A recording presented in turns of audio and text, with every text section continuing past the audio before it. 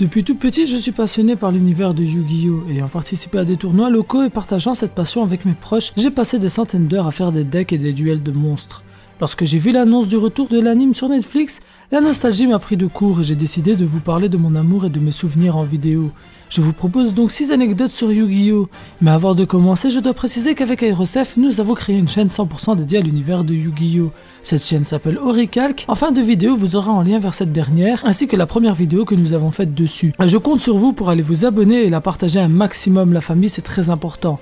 Merci beaucoup. Allez, trêve de bavardage, c'est parti. Dans les premiers tomes du manga, les personnalités des deux protagonistes Yugi étaient totalement différentes. Une technique souvent utilisée à l'époque était que les premiers chapitres d'un manga mettent en scène du fanservice afin d'attirer des lecteurs. Yugi Muto était alors un petit pervers, c'est ainsi qu'on a pu voir dans le premier chapitre la culotte de Théa, tandis que Yami Yugi lui était un véritable diable. Il proposait des jeux de hasard aguicheurs aux premiers abords qui se soldaient par la victoire de Yami et un lourd tribut pour le perdant. Kazuki Takahashi, l'auteur de Yu-Gi-Oh! Changea petit à petit leur caractère car cela ne concordait pas avec la tranche d'âge des lecteurs du Shonen Jump. Ainsi, on pourrait parler d'une censure autour d'un protagoniste né trop sombre pour un shonen.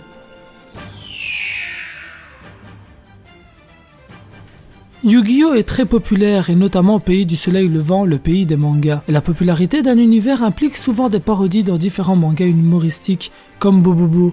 Dans ce dernier, Bobobo, protagoniste, décide dans un moment compliqué d'utiliser sa carte maîtresse, qui se trouve être le personnage de Yugi qui sort de sa tête afin d'invoquer le dieu égyptien Slifer, le dragon du ciel.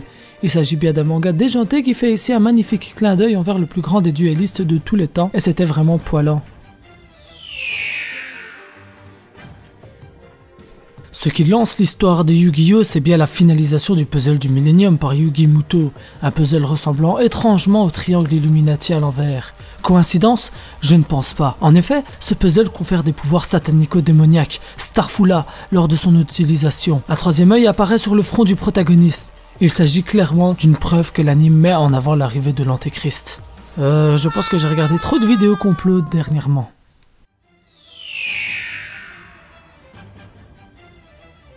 Vous savez, Yu-Gi-Oh! Est un anime de notre enfance, et qui dit enfance, dit doublage en VF, mais le sujet n'est pas un débat autour de cette dernière. Personnellement, j'ai de très bons souvenirs des voix françaises, mais des erreurs liées à la censure américaine se sont glissées dans le processus de doublage.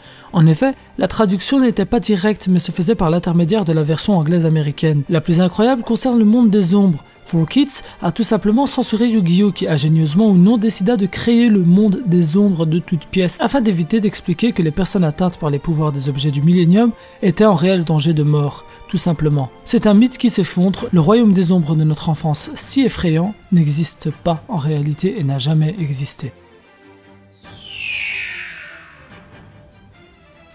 Il s'agit du nom d'une carte monstre à effet et elle est la cause de la banlist dans les tournois Yu-Gi-Oh! Avant d'expliquer pourquoi, faisons un petit rappel de ce qu'est une banlist. Il s'agit tout simplement d'une liste de cartes bannies, donc inutilisables, lors de compétitions officielles Yu-Gi-Oh! La première apparue en 2004 à cause de ce fameux Yatagarasu qui à l'époque pouvait te faire gagner le duel.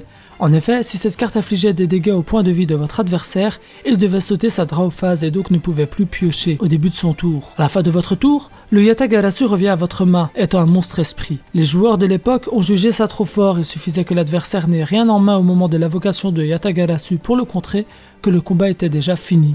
Plus possible de piocher, monstre impossible à détruire comme il revient dans la main, on tombait dans une boucle. Au jour d'aujourd'hui, elle reste interdite car si les critères sont présents, donc aucune carte pour se défendre d'elle ou la détruire, le combat est directement gagné. Dans les jeux stratégiques comme le poker ou les jeux de cartes à jouer, revient souvent le bluff, permettant si bien exercé avec un lourd pari de renverser une situation ou de conforter une avance. C'est pareil dans Yu-Gi-Oh! Un bon bluff peut sauver la mise et dans l'anime, le premier personnage à avoir bluffé, c'est le protagoniste, Yugi. En effet, durant son duel face à My Valentine, Yugi usa du bluff afin de pouvoir gagner. Mais ce n'est pas la seule technique utilisée puisque Yugi était un grand tricheur depuis le début de l'anime, sans que l'on s'en rende compte. En effet, les objets du Millennium confèrent des pouvoirs à leurs possesseurs. Si l'œil du Millennium de Pegasus pouvait lire l'esprit de son adversaire et ainsi connaître les cartes de ce dernier, que pouvait faire le puzzle du Millennium? La réponse est donnée durant l'arc du combat final, donc les épisodes 220 à 224, mais je ne l'avancerai pas si quelqu'un veut revoir ou découvrir Yu-Gi-Oh! Et voilà, j'espère que ces petites anecdotes vous auront plu, il y en avait des plus fun, des plus sérieuses et des plus intéressantes. J'ai essayé de faire de tout dans cette vidéo. Encore une fois, avec Aerosef, nous avons créé une chaîne 100% dédiée à l'univers de Yu-Gi-Oh!